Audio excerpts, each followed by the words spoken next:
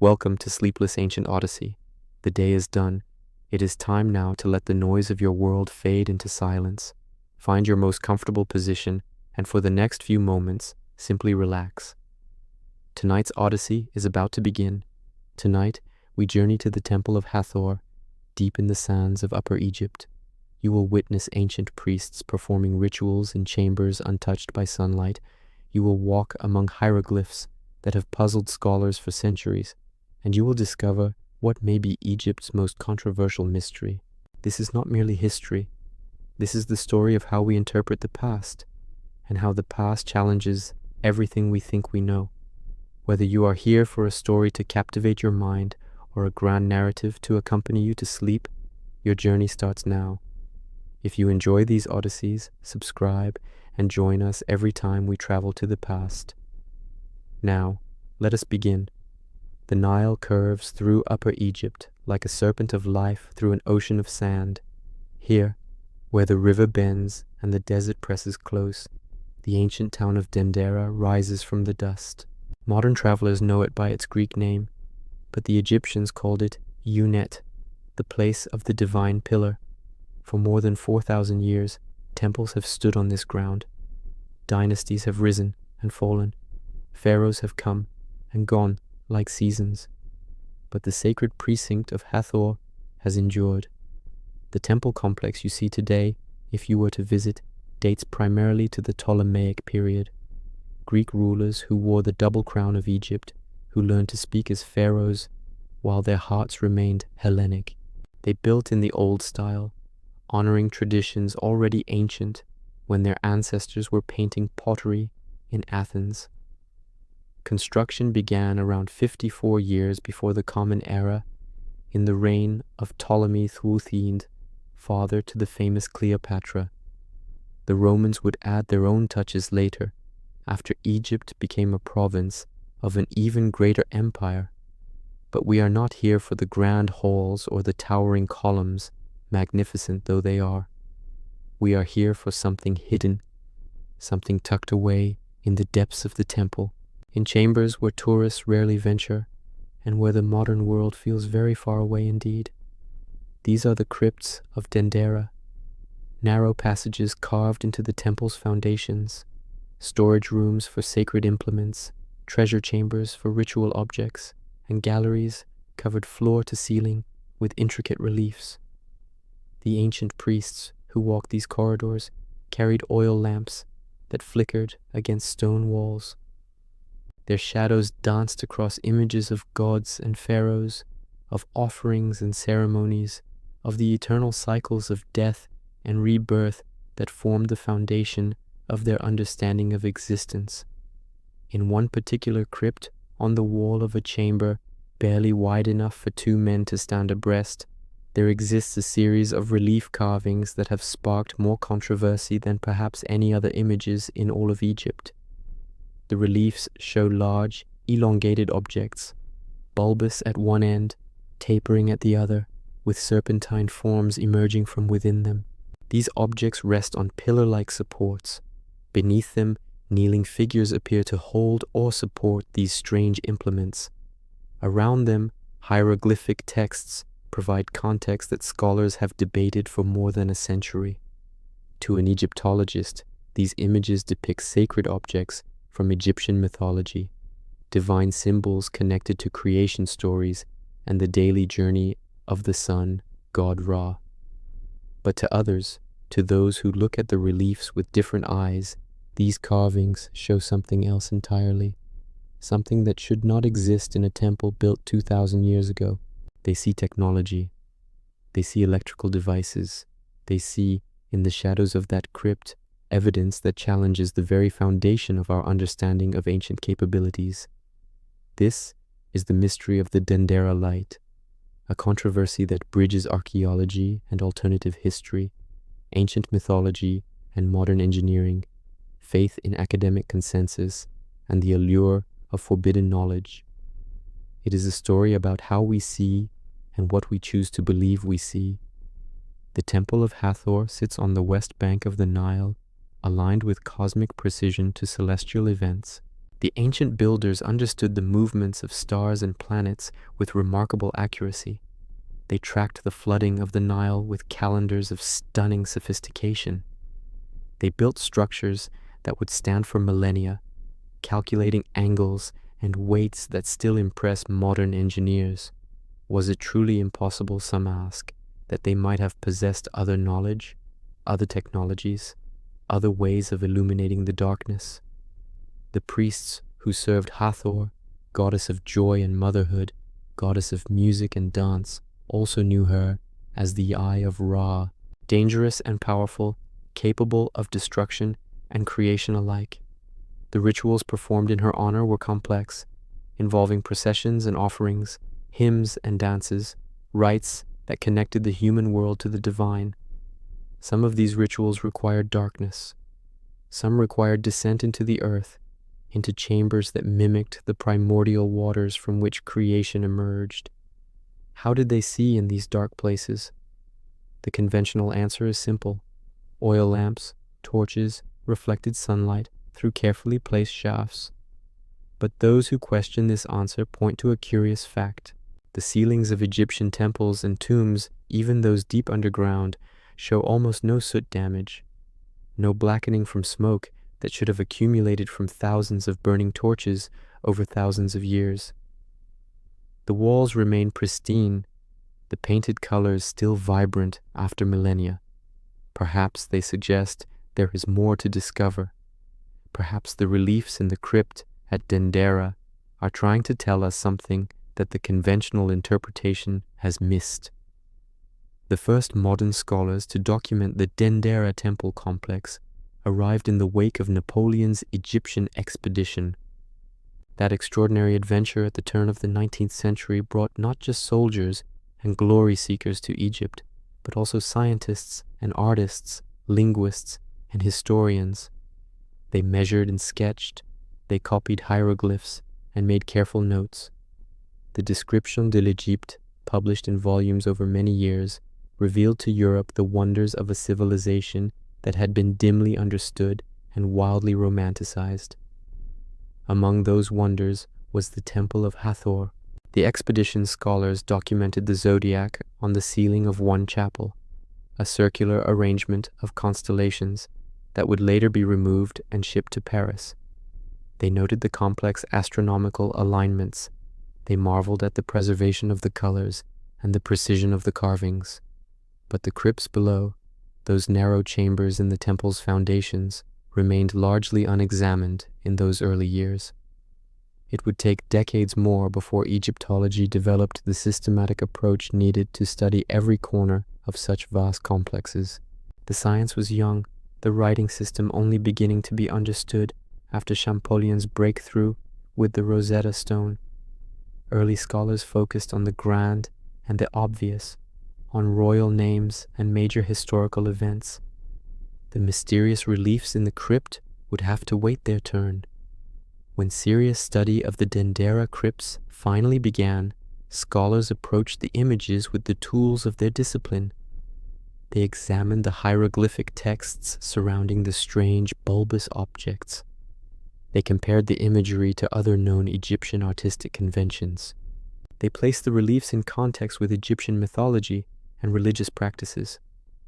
Their conclusions were rooted in decades of accumulated knowledge about how ancient Egyptians represented their gods and sacred objects.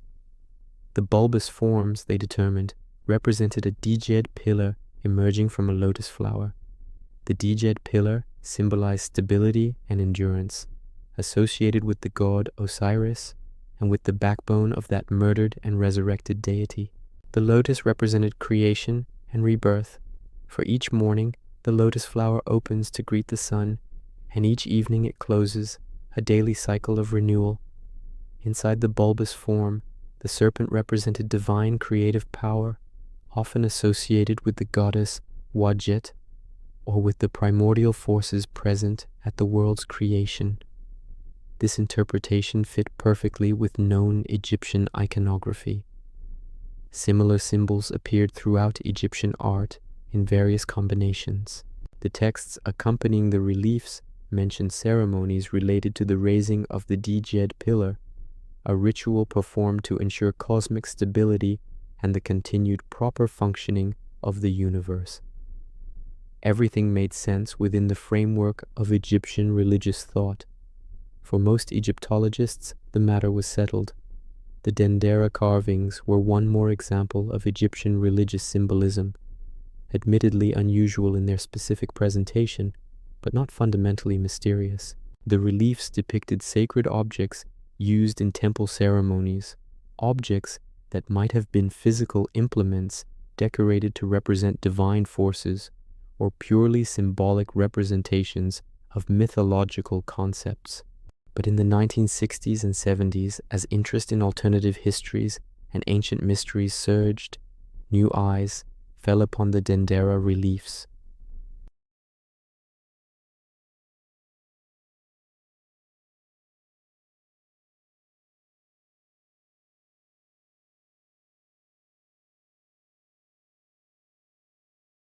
The pillar-like supports resembled insulators. The kneeling figures appeared to be holding cables or conductors. The whole arrangement suggested, to those trained in electrical engineering, a schematic representation of a functioning electrical lighting system. Was it possible, they asked, that ancient Egypt had discovered electricity?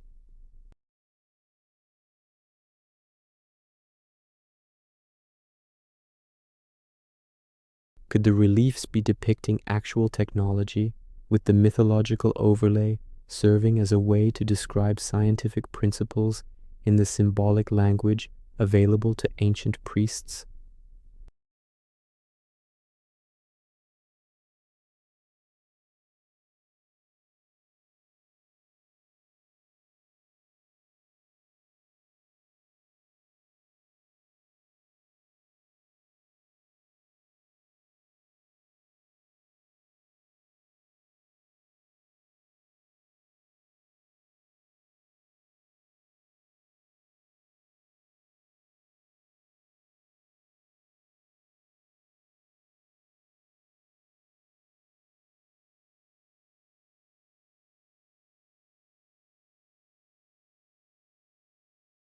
Set aside for a moment what you know about Egyptian mythology and consider only the forms. The large bulbous objects bear a striking resemblance to Crookes tubes, early electrical discharge tubes developed in the 19th century and precursors to modern cathode ray tubes. These tubes, when electrical current passes through them at low pressure, produce light along with distinctive glowing patterns. The serpentine forms inside the Dendera objects could represent the electrical discharge or plasma filament that forms inside such a tube. The pillar-like supports beneath these objects resemble high-voltage insulators used to prevent electrical current from flowing where it should not flow. Even the proportions seem right, they argue, for devices designed to withstand significant electrical potential. The kneeling figures appear to hold cable-like objects that could represent conductors connecting the devices to a power source.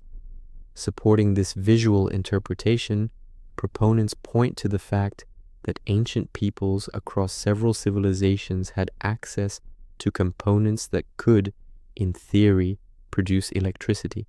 The Baghdad battery, discovered in Iraq and dating to the Parthian period, consists of a clay jar with an iron rod surrounded by a copper cylinder. When filled with an acidic solution, this arrangement produces a small electrical current. Similar devices could theoretically have been constructed in ancient Egypt, though no direct evidence of such batteries has been found in Egyptian archaeological contexts. Furthermore, ancient peoples were familiar with static electricity and certain other electrical phenomena. The ancient Greeks knew that amber, when rubbed, would attract light objects, a property that gave us the word electricity from the Greek word for amber. Is it so impossible, the engineers ask, that Egyptian priests might have experimented with such phenomena and developed practical applications?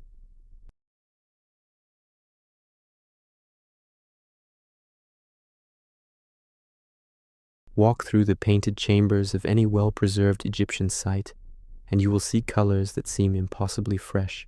Reds and blues, yellows and greens, as vibrant as if applied yesterday rather than 3,000 years ago.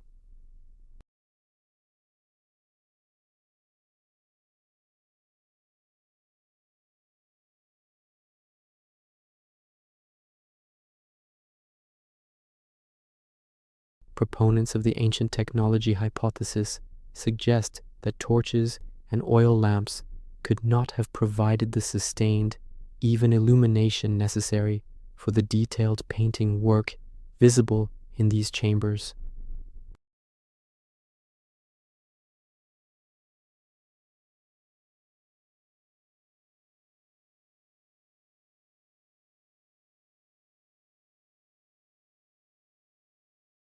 Some go further, proposing specific reconstructions of how such ancient electrical lighting might have worked.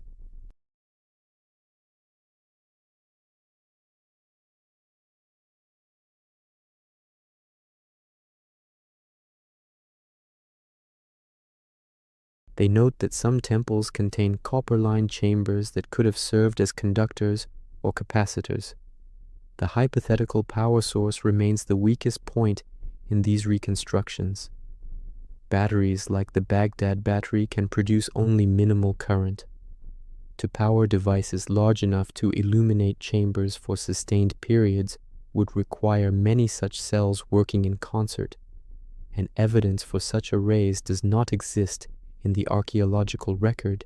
Some theorists propose alternatives: static electricity generators, electromagnetic effects from the earth itself, or technology so completely lost that we cannot even imagine their form. The hieroglyphic texts surrounding the Dendera reliefs receive creative reinterpretation in this framework. Where Egyptologists see references to mythological concepts and ritual actions, the alternative interpreters see technical descriptions couched in religious language. A phrase about the serpent emerging from the lotus becomes a description of plasma discharge. References to divine creative power become metaphors for electrical energy. The raising of the Djed pillar becomes the activation of a device. This reinterpretation requires a fundamental shift in how we understand Egyptian thought. Rather than seeing mythology as purely symbolic, it treats religious language as a code, a way of transmitting technical knowledge through generations using the only vocabulary available. The gods become metaphors for natural forces. The rituals become operational procedures. The temples become not just places of worship, but laboratories or power stations.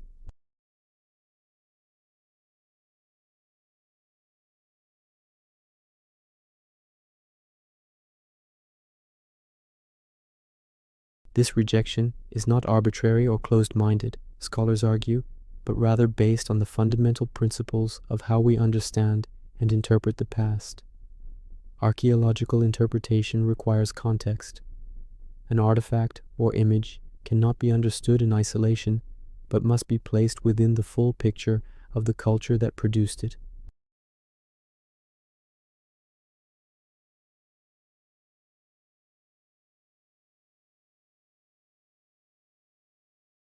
Similar symbolic elements appear in countless other contexts, always clearly connected to mythological narratives and religious practices.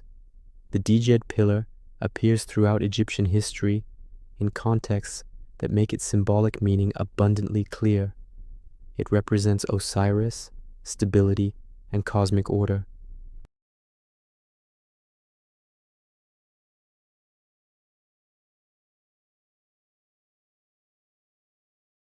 And gods raise the Djed to ensure continued stability of the kingdom and the cosmos. The symbol has a well-documented history and meaning within Egyptian thought. Similarly, the lotus flower carries consistent symbolic weight across Egyptian art.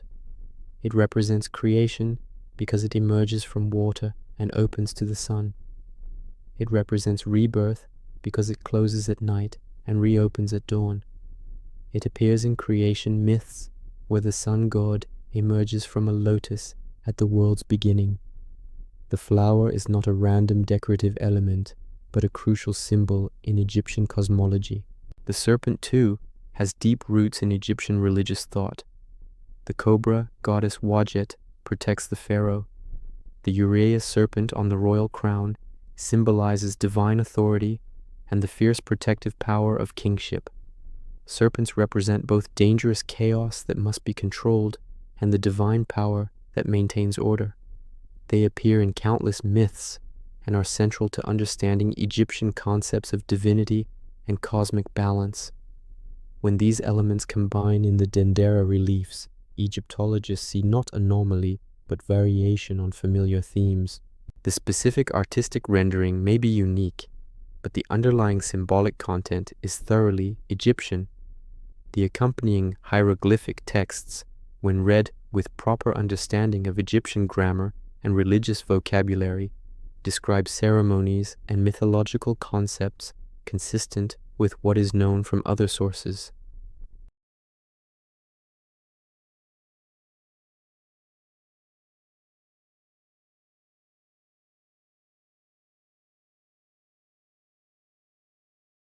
It requires believing that Egyptian priests possessed advanced technical knowledge, but chose to hide it in obscure symbolic language.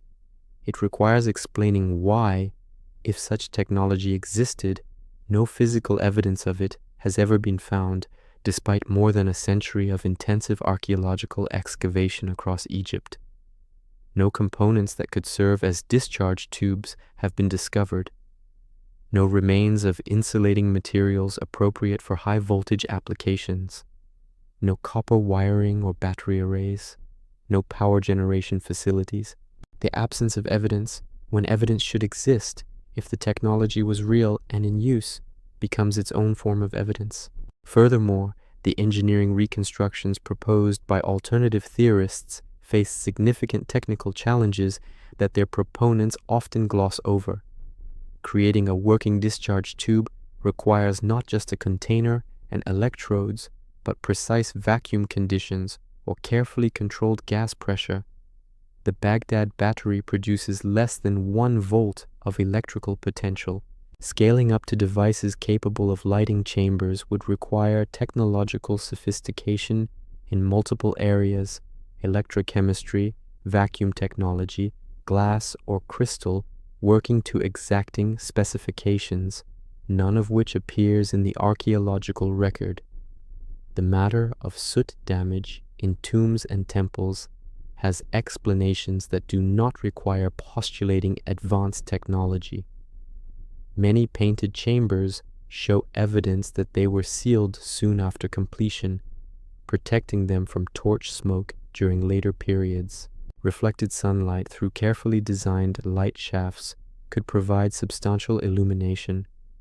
Oil lamps, when properly designed and using refined oils, produce much less soot than crude torches. The work could have been done in stages, allowing smoke to clear between sessions. The absence of heavy soot damage is noteworthy, but not inexplicable through conventional means. More broadly, archaeologists and historians emphasize the importance of extraordinary claims requiring extraordinary evidence. The conventional interpretation of the Dendera reliefs requires no special pleading, no undiscovered technologies, no revolutionary rewriting of ancient history. It fits comfortably within everything else we know about Egyptian religion, art, and culture. The alternative interpretation requires assuming that conventional archaeology has fundamentally misunderstood a major aspect of ancient civilization, and that assumption requires much stronger evidence than ambiguous images that can be plausibly explained in simpler ways. Why does the idea of ancient electricity captivate so many minds despite the weight of academic skepticism? The answer lies deeper than any particular carving on any temple wall. It touches something fundamental in how we humans relate to our own past and our place in the grand sweep of history. We live in an age of extraordinary technological power. We split atoms and splice genes. We send machines to other planets and peer into the structure of existence itself. Yet, we face the humbling reality that ancient peoples, working with tools and techniques we consider primitive, created wonders that still inspire awe. The pyramids of Giza, the astronomical calculations of the Maya, the engineering feats of Rome, the mathematical insights of Babylon. This creates a tension in our collective consciousness. How could they, without computers or modern materials or scientific method as we understand it, accomplish such things? One resolution to this tension is to imagine that they were not so different from us after all, that they possessed knowledge and capabilities that history has forgotten, that we are not the first civilization to reach for the stars or to harness hidden forces of nature. The concept of lost knowledge has ancient roots itself. Plato wrote of Atlantis, a civilization that possessed wisdom and power beyond its contemporaries before sinking beneath the waves. Medieval European scholars believed that ancient philosophers had possessed secrets now lost, knowledge that could be recovered through careful study of old texts. The Renaissance was driven partly by the belief that classical civilizations had understood truths that had been forgotten during darker ages. In the modern era, this tradition continues through theories of ancient advanced civilizations, of technologies lost and waiting to be rediscovered. Each archaeological mystery becomes potential evidence. Each gap in our knowledge becomes space where imagination can plant seeds of alternative history. The Dendera reliefs, strange and striking in their imagery, become a Rorschach test where people see reflected their own beliefs about human capability and the nature of progress. There is something deeply appealing about the idea that ancient priests, standing in torchlit chambers, actually stood in electric light. It democratizes human achievement across time. It suggests that intelligence and ingenuity are not modern inventions but timeless human qualities.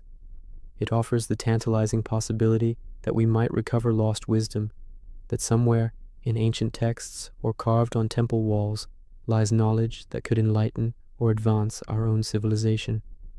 The alternative history community has grown substantially in recent decades, fueled by popular books and documentaries that present ancient mysteries as unsolved puzzles, challenging orthodox archaeology. These works often frame the debate as a battle between open-minded seekers of truth and close-minded academic gatekeepers protecting their own authority. This framing resonates with broader cultural suspicions of institutions and experts, with the appealing narrative of the outsider who sees what the establishment refuses to acknowledge. For many drawn to these ideas, the appeal is not about the specific technical details of how ancient batteries might have worked, or whether the Dendera reliefs could represent discharge tubes. The appeal is emotional and philosophical. It is about wonder and possibility. It is about believing that history holds more mysteries than mainstream accounts acknowledge. It is about the thrill of imagining that our ancestors were more capable, more knowledgeable, more like us than we have been told. This perspective contains within it a critique of modern civilization's relationship with its own past. We tend to view history as a story of progress, of steady advancement from primitive ignorance toward modern enlightenment. We place ourselves at the pinnacle of a long climb from darkness into light.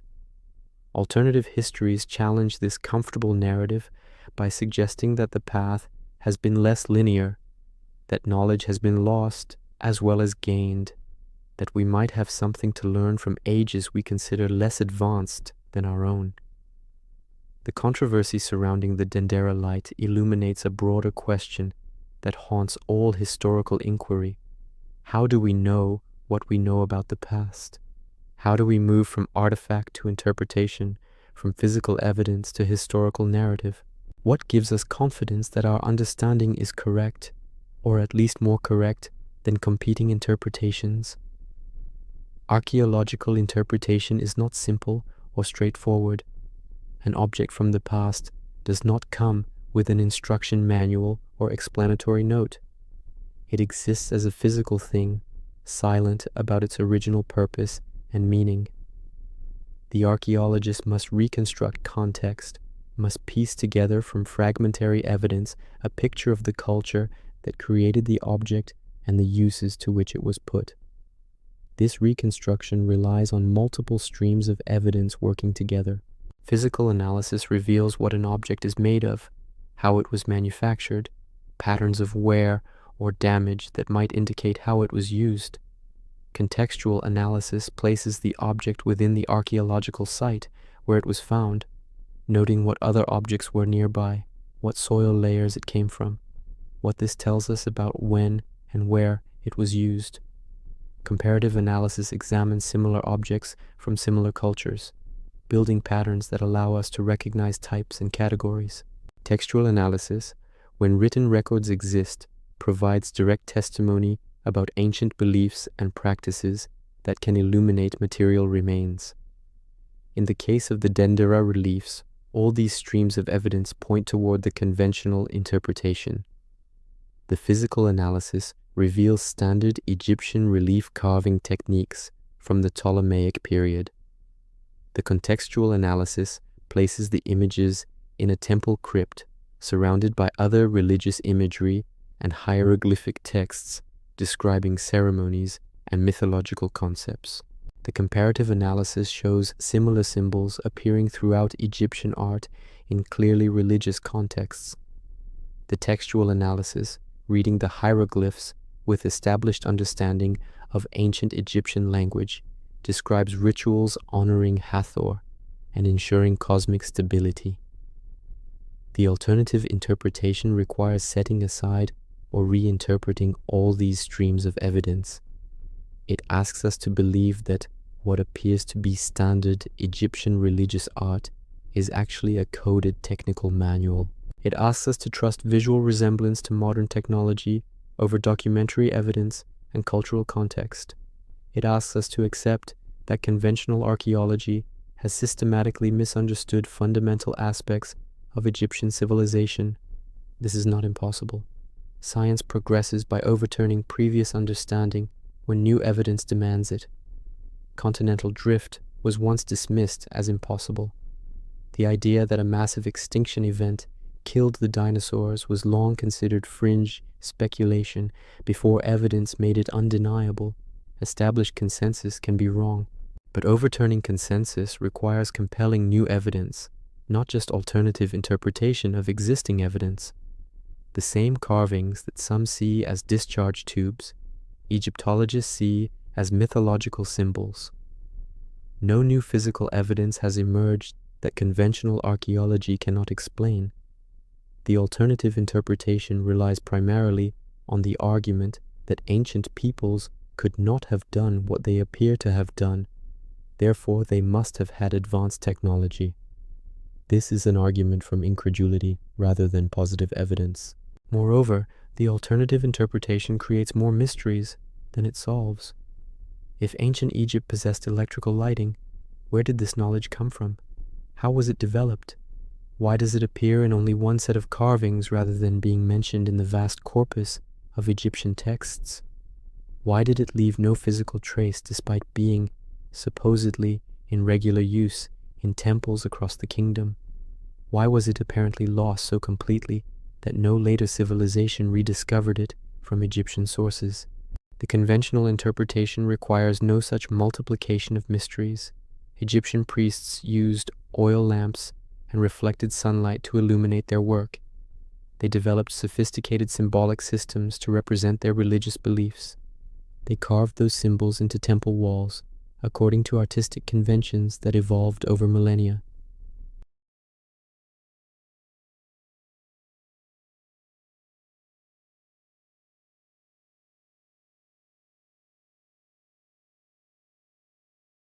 Yet we must acknowledge that conventional interpretation is not infallible.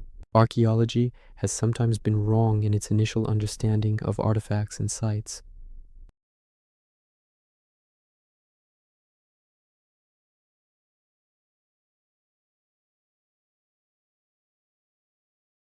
Some cultures have been revealed to have capabilities greater than initially supposed. Confidence in interpretation should come with humility about the limits of our knowledge.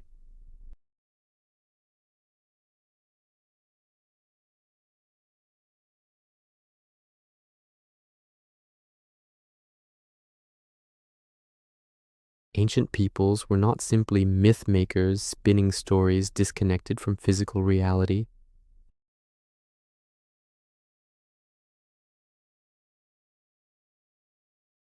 They inhabited a world where the practical and the sacred, the technical and the mythological, intertwined in ways that our modern categories struggle to capture. Consider the Egyptian knowledge of chemistry. They developed sophisticated techniques for creating pigments, for working metals, for preserving bodies through mummification. These were practical technologies requiring systematic experimentation and accumulated knowledge passed between generations. Yet the Egyptians did not describe these processes in what we would recognize as technical language.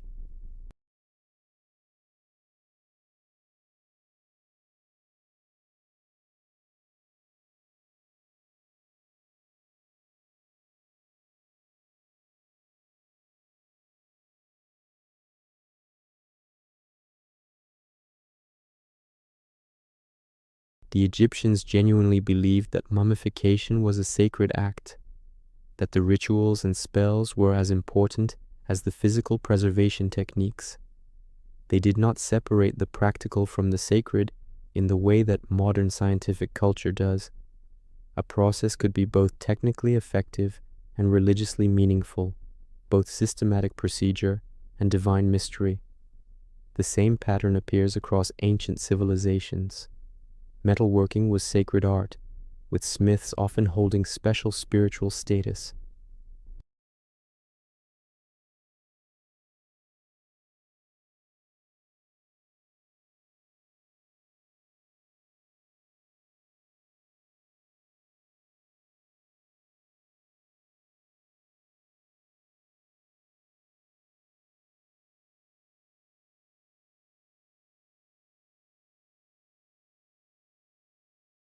This cultural context helps us understand why the conventional interpretation of the Dendera reliefs is more likely correct than the alternative, but also why the alternative interpretation finds purchase. Yes, the images almost certainly depict mythological concepts using symbols whose meanings we can trace through centuries of Egyptian religious thought. The Djed pillar is the Djed pillar, not an insulator. The lotus is the lotus, not a discharge tube. The texts describe rituals, not technical procedures. But the ancient Egyptians who created these images did not think they were depicting mere fantasy. They believed these symbols represented real forces, real powers that governed the cosmos and human life. When they carved a Djed pillar, they were not illustrating an arbitrary myth, but representing the actual structural principle that kept the world stable. When they showed the serpent of creative power, they were depicting a force they understood to be genuinely present in the universe. In this sense, the mystery of the Dendera Light is not primarily about whether ancient Egyptians had electrical technology. It is about the profound gulf between ancient and modern ways of understanding reality. We have gained immensely in our ability to manipulate the physical world through scientific understanding. We have lost something of the older understanding that saw the universe as alive with meaning, where every object and action carried significance beyond its immediate practical effect. The engineers who look at the Dendera reliefs and see discharge tubes are not entirely wrong to see technical thinking reflected there. The ancient Egyptians were systematic observers of nature. They developed practical solutions to engineering challenges. They passed knowledge between generations through apprenticeship and teaching. Their priests studied astronomical phenomena with remarkable precision, tracking celestial cycles and predicting events.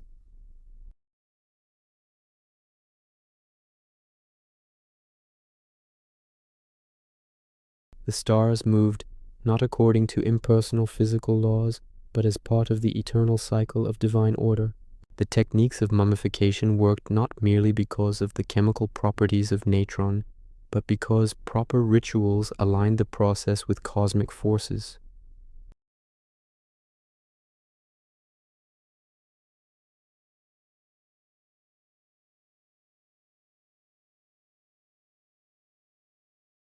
The Dendera reliefs, understood in this light, are neither simple religious symbols nor disguised technical diagrams. They are something that does not fit easily into our modern categories.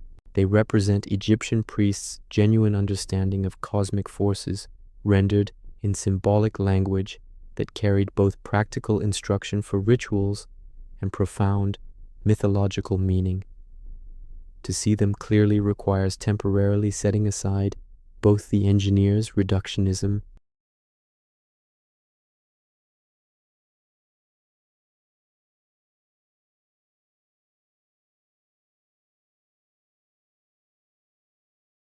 The debate over the Dendera Light has persisted for decades, not because either side has definitively proven its case, but because the controversy itself serves purposes beyond simply determining what ancient carvings represent.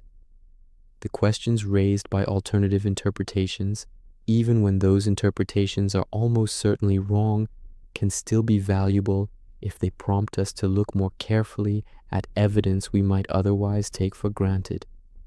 Consider the matter of how ancient artisans actually illuminated their workspaces when creating elaborate paintings deep within tombs and temples. The relative absence of soot damage is real, even if it does not require postulating electrical lighting to explain. This observation has prompted more careful archaeological study of ancient lighting methods, more attention to the practical challenges faced by ancient craftspeople, more experimental archaeology testing how well different lighting techniques would have worked.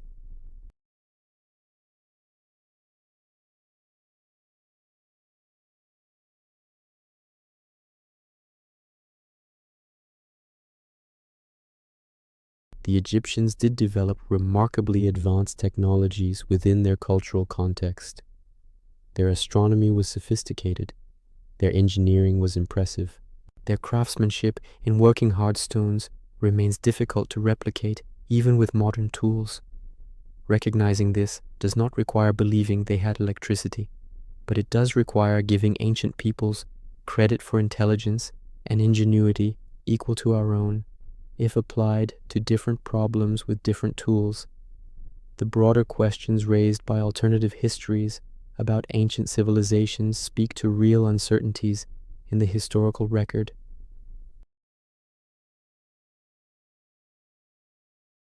Documentary sources are fragmentary. Archaeological evidence is incomplete and can be interpreted in multiple ways. New discoveries regularly force revision of previous understanding. Maintaining some humility about the limits of current knowledge is appropriate, even while defending well-supported interpretations against poorly evidenced alternatives. But questions are most valuable when they lead to better understanding rather than simply casting doubt on established knowledge. The alternative interpretation of the Dendera reliefs has not led to productive new research because it begins from the wrong premise. Rather than asking how we can better understand Egyptian religious thought and ritual practice within their own context, it asks how Egyptian symbolism might map onto modern technological concepts. This is fundamentally backwards, imposing our categories onto their very different mental world.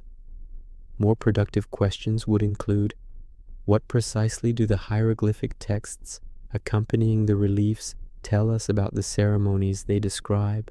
How do these particular symbolic combinations relate to other Egyptian creation myths and cosmological concepts?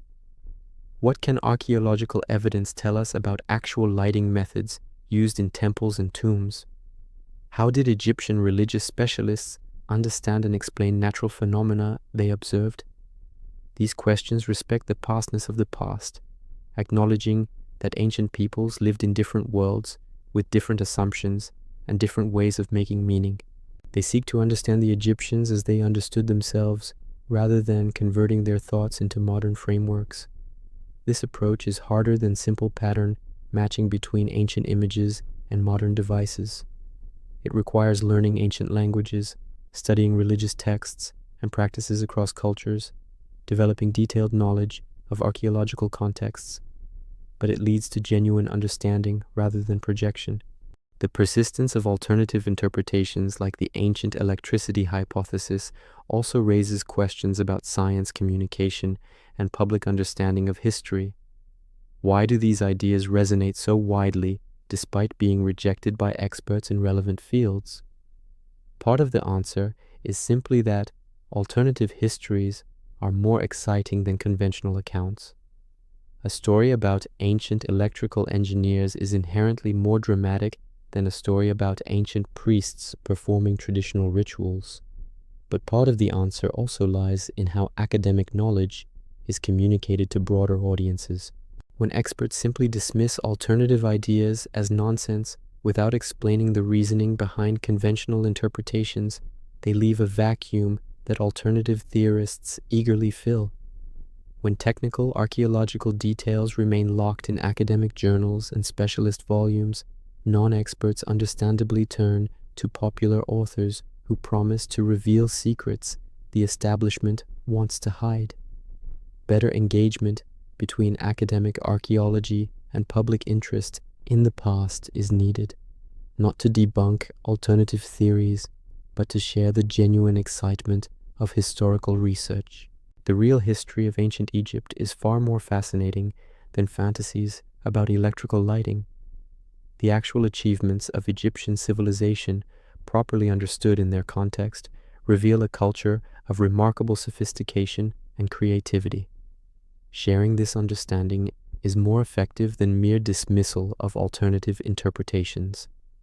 The Temple of Hathor still stands at Dendera, though the world around it has changed beyond recognition since ancient priests last performed rituals in honor of the goddess. The sacred lake has dried to dust. The processional way lies buried beneath modern structures.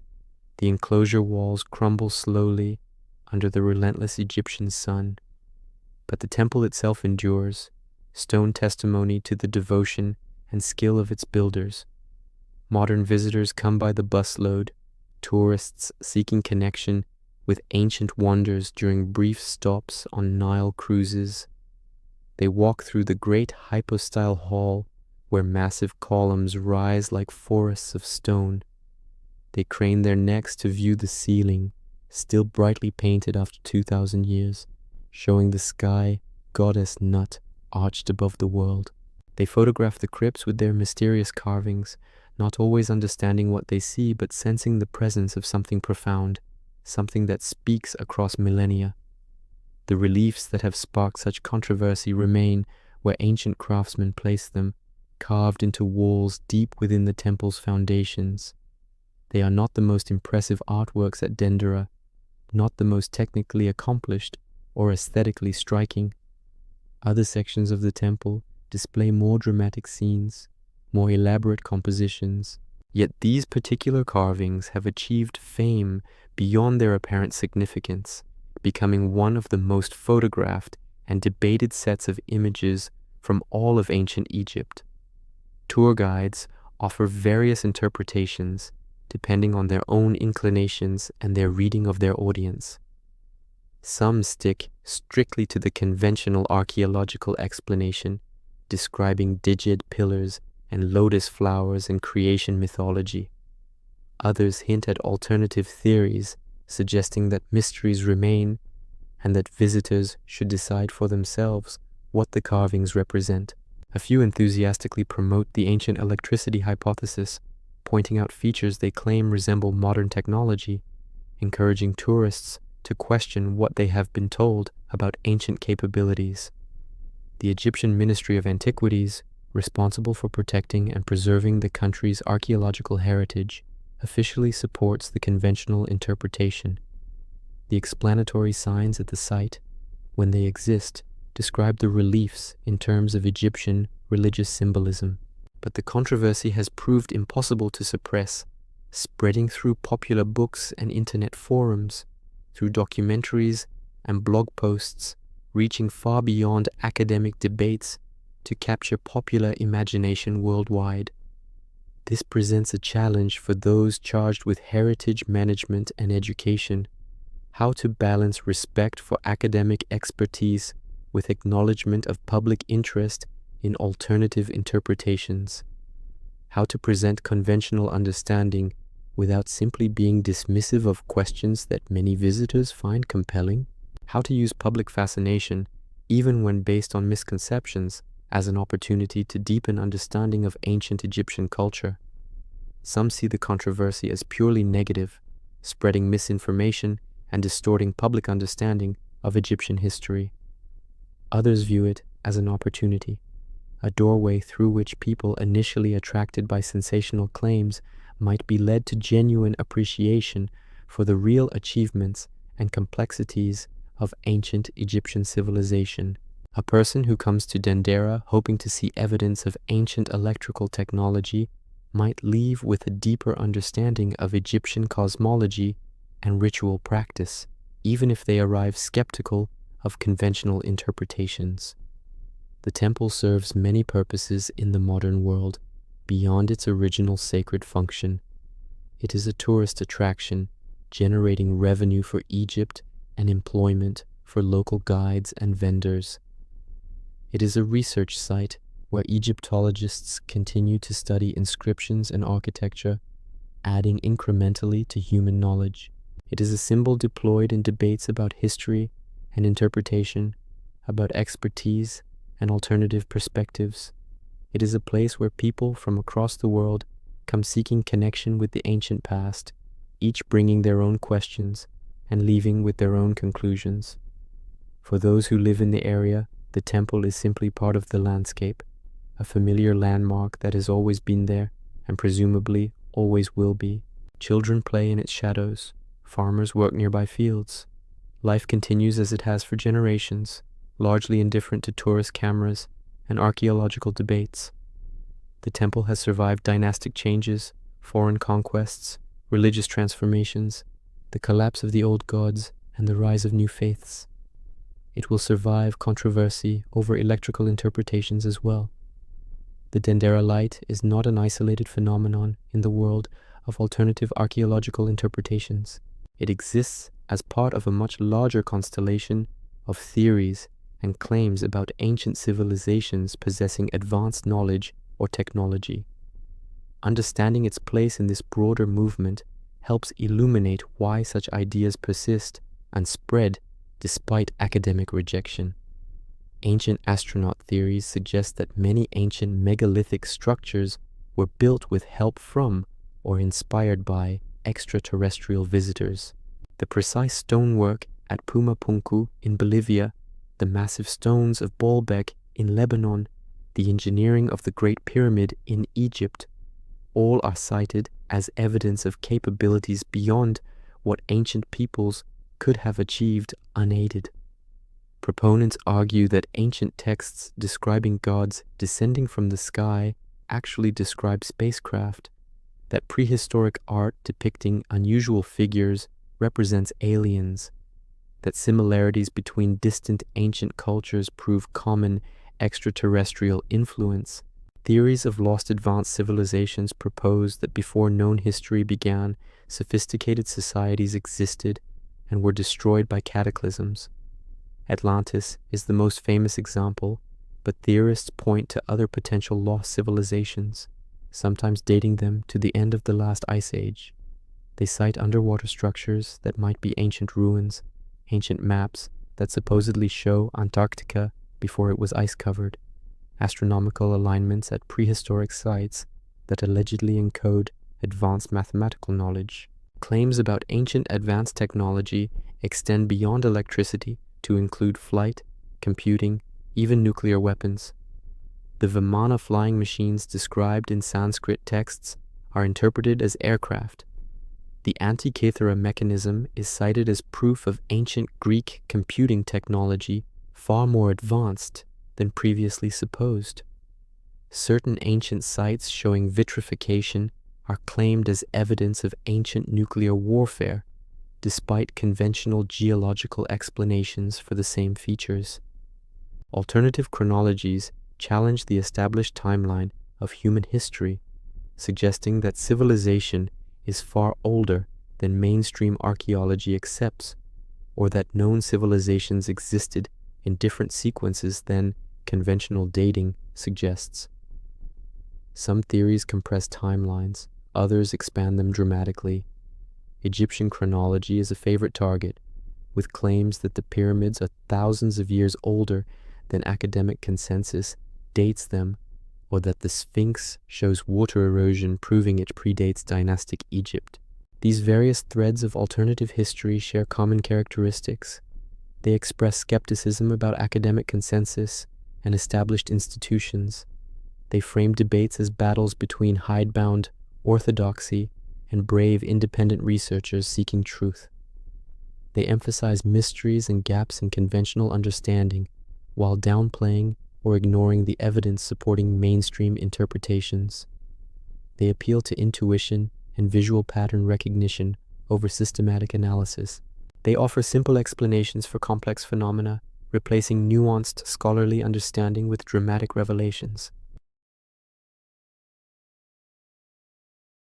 There is the appeal of secret knowledge, of seeing what others miss, of being initiated into truths hidden from or suppressed by mainstream culture. There is the appeal of human exceptionalism, of believing our species has deeper history and greater capabilities than conventional narratives suggest.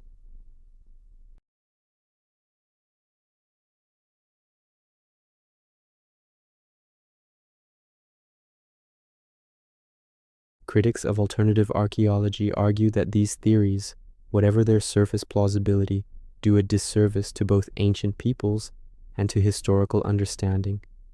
They often rest on assumptions that ancient cultures could not have achieved what they clearly did achieve without external help or lost super technology. This implicitly denigrates the intelligence and capabilities of ancient peoples, suggesting they were not smart enough or skilled enough to have built the monuments and developed the knowledge that they demonstrably did create. Alternative theories also tend to cherry-pick evidence, highlighting the mysterious while ignoring the vast body of conventional archaeological data that provides context and explanation. A few anomalous artifacts or ambiguous sites become the focus, while the systematic work of archaeology that has revealed detailed understanding of ancient cultures gets dismissed as dogmatic orthodoxy. Yet the phenomenon persists and arguably grows stronger in the age of internet connectivity. Ideas that might once have remained obscure can now find global audiences. Videos and podcasts spread alternative interpretations far more effectively than academic papers reach general audiences.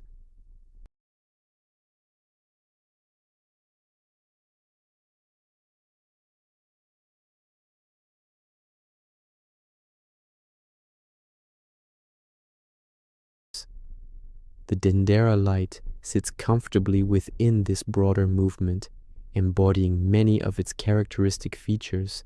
It takes an ambiguous piece of evidence, interprets it in ways that contradict expert consensus, suggests ancient capabilities far exceeding what archaeology has demonstrated, and presents this interpretation as a hidden truth that challenges establishment narratives. Understanding it requires understanding the broader phenomenon of which it is a part. As we near the end of our journey through this controversy, we must confront fundamental questions about historical knowledge itself. What can we actually know about the past? How do we distinguish probable interpretation from unlikely speculation? What should we make of mysteries that remain despite centuries of study? History is not simple recovery of facts waiting to be discovered. It is an active process of interpretation, of building frameworks that make sense of fragmentary evidence, of constructing narratives that connect discrete data points into coherent pictures of past societies and events.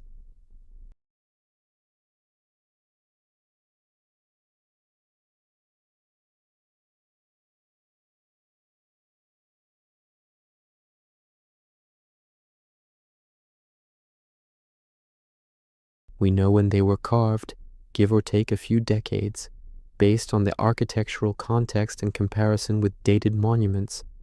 We know the technique used to create them, standard Egyptian relief carving methods documented extensively throughout the civilization's history.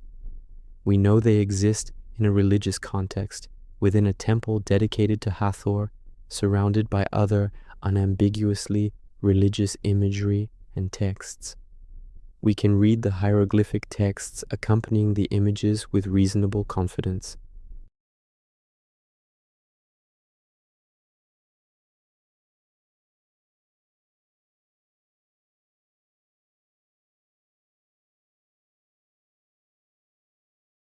They do not read like technical manuals.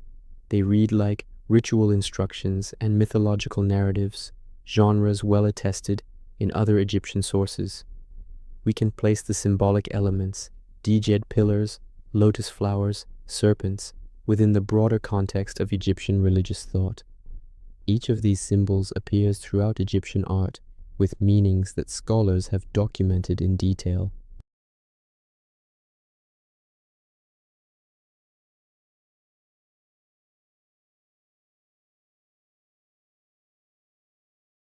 We can say with confidence that no physical evidence of ancient Egyptian electrical technology exists. No batteries of sufficient power to run lighting systems. No discharge tubes or insulators made of appropriate materials. No electrical wiring or components. No power generation facilities. No technical texts describing such technology. The absence of all this evidence, when extensive archaeological work has been done across Egypt, is significant. All of this evidence points strongly toward the conventional interpretation. The reliefs depict religious symbols used in temple ceremonies. They represent mythological concepts through visual metaphors. They are one expression of Egyptian religious thought, unusual in their specific configuration, but entirely consistent with what we know about Egyptian culture and belief.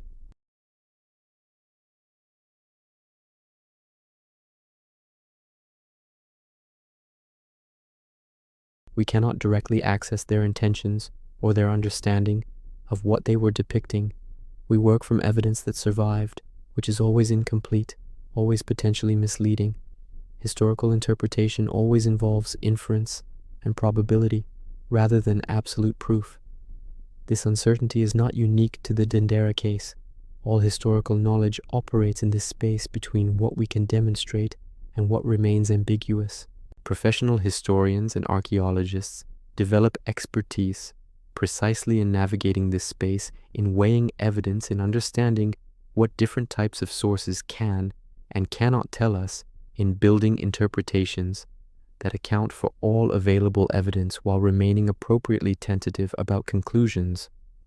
The alternative interpretation of the Dendera reliefs as ancient electrical technology is not impossible in some absolute logical sense. But it is highly improbable given all the evidence. It requires multiple unsupported assumptions. It conflicts with the broader pattern of what we know about ancient Egyptian culture and technology. It solves no real problems while creating many new ones. It is the less parsimonious explanation, the one that multiplies mysteries rather than resolving them. Acknowledging uncertainty does not mean treating all interpretations as equally valid. Some explanations account for evidence better than others. Some require fewer unsupported assumptions.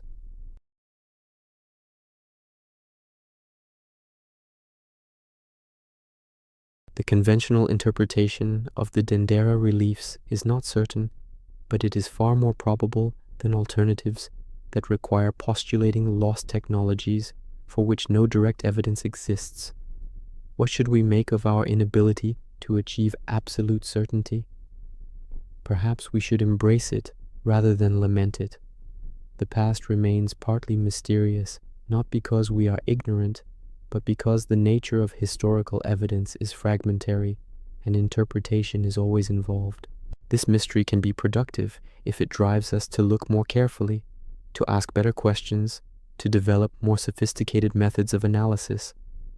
The Dendera Light controversy for all its problems, has prompted people who might never otherwise think about ancient Egypt to engage with questions about how we know what we know about the past.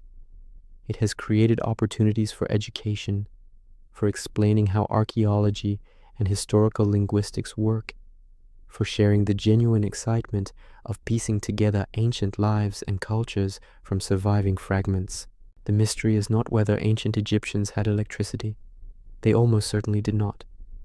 The mystery is how we bridge the vast gulf between their world and ours, how we understand minds that work so differently from modern consciousness, how we appreciate achievements that required no advanced technology but sophisticated cultural knowledge passed across generations, how we recognize in people separated from us by millennia the same intelligence and creativity we possess, applied to different problems with different tools.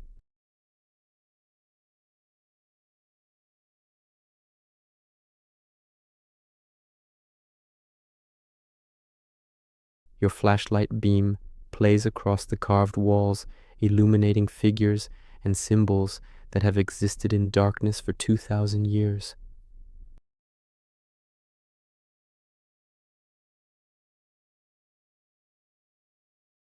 Here, in this quiet place, the debates and controversies seem less important than they might in a lecture hall or internet forum. The ancient artists who carved these reliefs were real people. They had families and dreams, skills honed over years of training, beliefs about the gods and the cosmos that gave meaning to their lives.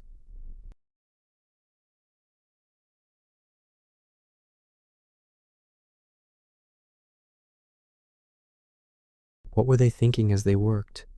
Were they depicting divine mysteries they genuinely believed in? Were they recording technical procedures cloaked in religious language? Were they doing both at once, unable to separate the sacred from the practical, as our modern minds insist on doing? We cannot know their thoughts directly. We can only look at what they left behind and try to understand. The reliefs remain unchanged by our interpretations. They are what they are, stone carved with images and hieroglyphs, physical facts independent of our theories about them.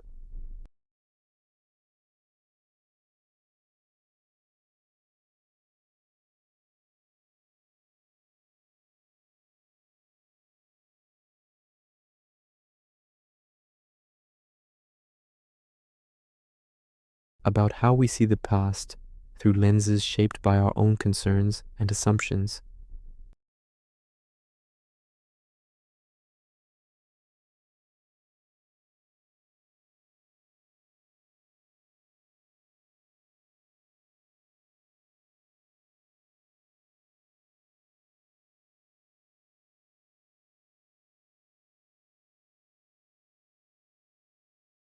They are bringing their expertise and their way of seeing to an ambiguous image.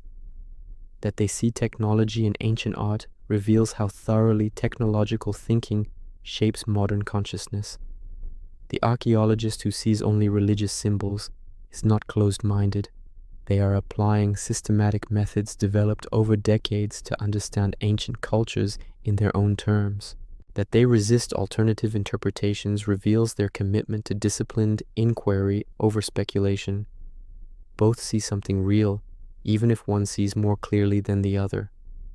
We are all trying to make sense of a past that cannot speak for itself, that left traces we must interpret with whatever tools and knowledge we possess. The process is messy and uncertain. It involves dead ends and revisions. It requires humility about the limits of our knowledge and confidence in methods that have proved their value through decades of application. The Temple of Hathor stands under the Egyptian sky, as it has for millennia.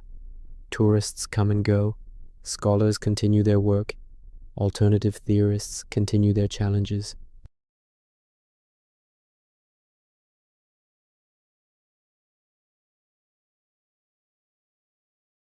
They will outlast current controversies as they have outlasted so many previous changes and transformations. What matters is not whether we can definitively prove every detail of our interpretations, but whether we approach the past with respect and rigor, with genuine curiosity and appropriate skepticism. The Dendera Light invites us to wonder. That invitation is valuable even when wonder leads us in ultimately mistaken directions, because the act of wondering, of questioning, of engaging seriously with the past enriches our understanding of what it means to be human across the vast sweep of time. The day ends at Dendera as it has for thousands of years. The sun sets over the Nile, the desert cools. The temple walls glow golden in the last light, then fade to shadow. In the crypts below, darkness returns, as it always does when modern visitors leave and switch off their electric lights. The carvings rest unseen until tomorrow's visitors arrive to puzzle over them once more. And in that darkness, perhaps we can imagine ancient priests performing their rituals, honoring their goddess, maintaining the cosmic order as they understood it. They move through shadows with confidence born of faith and familiar practice. They speak words we can barely translate. They invoke powers we struggle to understand.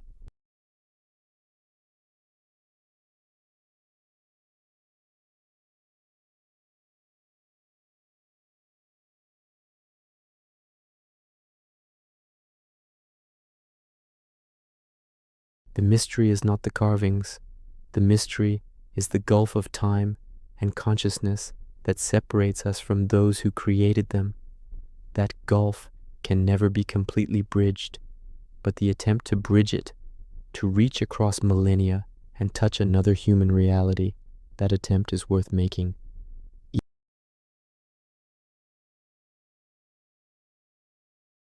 The ancient Egyptians who carved the Dendera reliefs left us not a message in a bottle, but something richer and stranger, a window into a world that no longer exists, fragments of a civilization that rose and fell and left traces for us to ponder.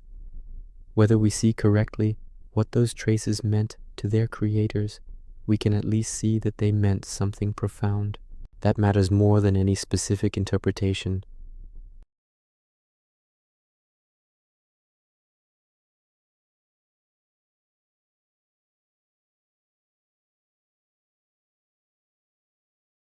The questions remain unanswered, or answered in ways that some find satisfying and others do not.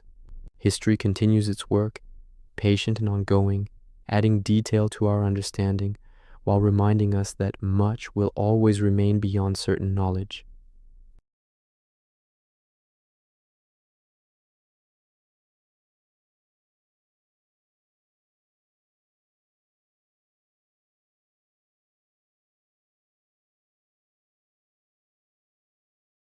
Not simple solutions, but deeper engagement with the grand puzzle of human existence across time.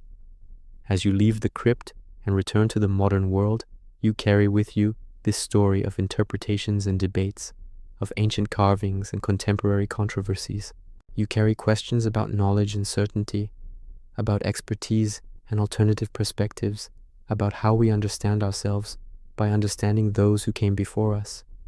The Dendera Light, whatever it represents, illuminates more than ancient chambers. It illuminates the human need to make sense of mystery, to find meaning in ambiguity, to connect with the vast human story that stretches back into the darkness of time.